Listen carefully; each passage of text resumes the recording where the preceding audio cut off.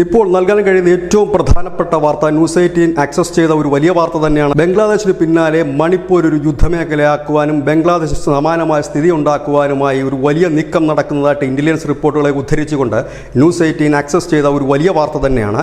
മെയ്തി കുക്കി സംഘർഷം രൂക്ഷമാകുമെന്ന് തന്നെയാണ് intelligence report. അതിന് പിന്നിൽ പ്രവർത്തിക്കുന്ന അൽ ഖ്വയ്ദയുമായി അടുത്ത ബന്ധമുള്ള കുക്കി നാഷണൽ ഫ്രണ്ട് ാണ് ചേർന്നുകൊണ്ടാണ് ഒരു വലിയ രീതിയിലുള്ള ആക്രമണം ഇവിടെ അഴിച്ചുവിടുന്നത്. കുക്കി ചിൻ നാഷണൽ ഫ്രണ്ടിന് അൽ ഖ്വയ്ദയുമായി അടുത്ത ബന്ധമുണ്ട്. ഒപ്പം തന്നെ ബംഗ്ലാദേശ് ആസ്ഥാനമായ ജമാത്തുൽ അൻസാർ ഹിൽഡാൻ എന്ന് പറയുന്ന സംഘടന, ഒപ്പം തന്നെ ജമാത്തുൽ അൻസാർ തുടങ്ങിയ ഭീകര സംഘടനകളുമായിട്ട് അടുത്ത ബന്ധമുണ്ട്. നേരത്തെ തന്നെ മണിപ്പൂരിലെ സംഘർഷങ്ങൾക്ക് പിന്നിൽ തീവ്ര ഇസ്ലാമിസ്റ്റ് സംഘടനകൾ ഉണ്ട് എന്നുള്ള വാർത്തകൾ വന്നിരുന്നെങ്കിൽ ഇപ്പോൾ കൂടുതൽ സ്ഥിരീകരണമായിരിക്കുന്നു.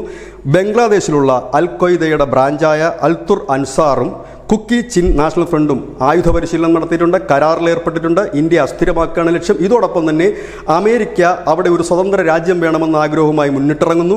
മ്യാൻമാറിൽ നിന്നുള്ള മയക്കുമരുന്ന് കടത്തുമായി ബന്ധപ്പെട്ട പണം കണ്ടെത്തിക്കൊണ്ടാണ് ഈ ആക്രമണങ്ങളെല്ലാം നടത്തുന്നത്. ഇപ്പോൾ നടക്കുന്ന ആക്രമണങ്ങൾക്ക് പിന്നിൽ, അതായത് ഡ്രോൺ ആക്രമണങ്ങളും പ്രാദേശികമായി നിർമ്മിച്ച ബാലിസ്റ്റിക് മിസൈൽ ആക്രമണങ്ങൾക്കും എല്ലാം പിന്നിൽ ഇത്തരം വലിയ ഭീകര സംഘടനകളാണ് എന്ന് തന്നെയാണ് വാർത്തകൾ പുറത്തു വരുന്നത്. അതുകൊണ്ട് തന്നെ ഇരവാദം മുഴക്കി ഇനി മുൻപോട്ട് വരാൻ കഴിയില്ല. ഭീകരാക്രമണമാണ്. അൽ ഖ്വയ്ദയുമായി ചേർന്നാണ് കുക്കി ചിൻ നാഷണൽ ഫ്രണ്ട് ഇപ്പോൾ ആക്രമണം നടത്തിക്കൊണ്ടിരിക്കുന്നത്. News desk news India Malayalam.